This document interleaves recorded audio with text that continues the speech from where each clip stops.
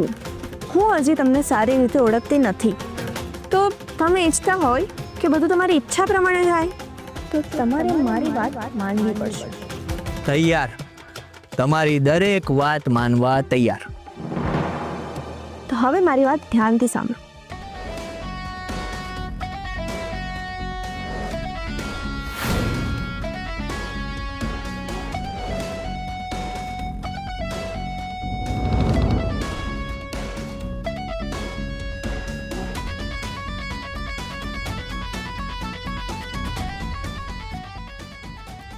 બોલો, મંજૂર છે?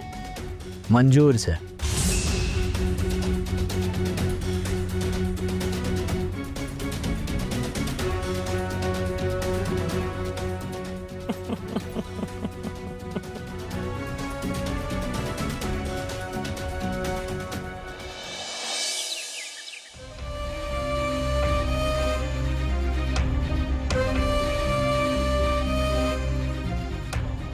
આ લોકો ઘરમાંથી જાય એની હું રાહ જોઉં છું.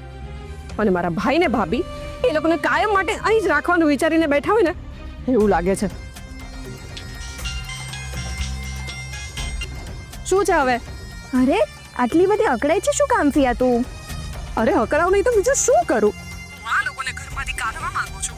અને મારો ભાઈ એ લોકોને અહીંયા જ રાખવાનું વિચારીને બેઠા હોય ને એવું લાગે છે. વોટ? શું વાત કરે છે? હા કિયારા, તને ખબર છે આ લોકોને પોતાનો હોટેલ બિઝનેસ શરૂ કરવો છે. એ લોકો પાસે બધી જ વ્યવસ્થા છે, ખાલી અટક્યા છે ને તો માત્ર જગ્યા માટે. પણ મારો દાનવીર ભાઈ એ પોતાનો બંગલાની પાછળની જગ્યા છે ને એ લોકોને કિચન બનાવવા માટે આપી દીધી. ગોડ, તારો ભાઈ આવું બધું કરે છે ને એટલે જ મને નથી ગમતો. પણ તું ચિંતા ના કરીશ ફિયા, હું એ લોકોને આટલી સહેલાઈથી એમનો બિઝનેસ શરૂ નહીં કરવા દો. કારણ કે જો એમના બિઝનેસે પિકઅપ પકડ્યો ને તો મને જ ભારે પડશે. સો ડોન્ટ વરી. અરે હા ફિયા, જો મારી વાત ધ્યાનથી સાંભળ.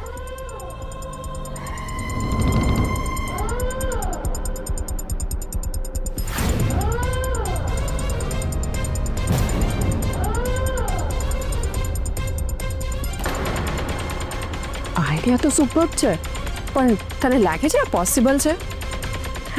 અરે Fiya, nothing is impossible for Kiara.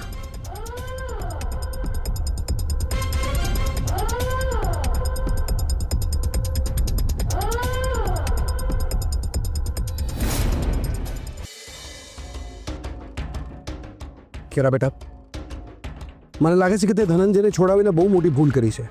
અરે આમ શું કેમ બોલો છો તમે? એને મારો આટલો મોટો ગુનો એના માથે લીધો તો મારી પણ તો ફરજ બને છે ને કે હું એના કેસમાંથી બહાર કાઢું. અરે કેરા બેટા, તું એને બરાબર ઓળખતી નથી. એ કાચિંડા કરતાં પણ વહેલા રંગ બદલે છે. અમે લોકો પણ એની મીઠી મીઠી વાતોમાં આવી ગયા અને આજે પછતાવાનો વારો આવે છે. ક્યાંક તારી સાથે પણ એવું ન થાય. આઈ એમ સો કોન્ફિડન્ટ પપ્પા. તમે તમારી આ દીકરીને હજી ઓળખતા નથી. એ ધનંજયની તાકાત નથી કે મારી સામેના રંગ બદલે. અને જો બાય ચાન્સ એને આવી ભૂલ કરી પણ ને તો હું એની આખી લાઈફ કલરલેસ કરી નાખીશ.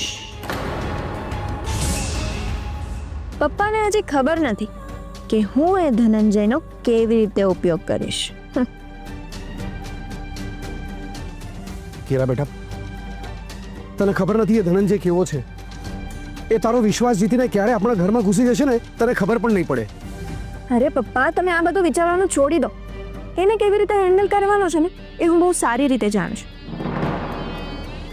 પપ્પા, આ બધી વાત સાઈડ પર મૂકો ને મારી વાત ધ્યાનથી સાંભળો. આવતીકાલે મેં મારી નવી હોટલનું ઓપનિંગ રાખ્યું છે. શું?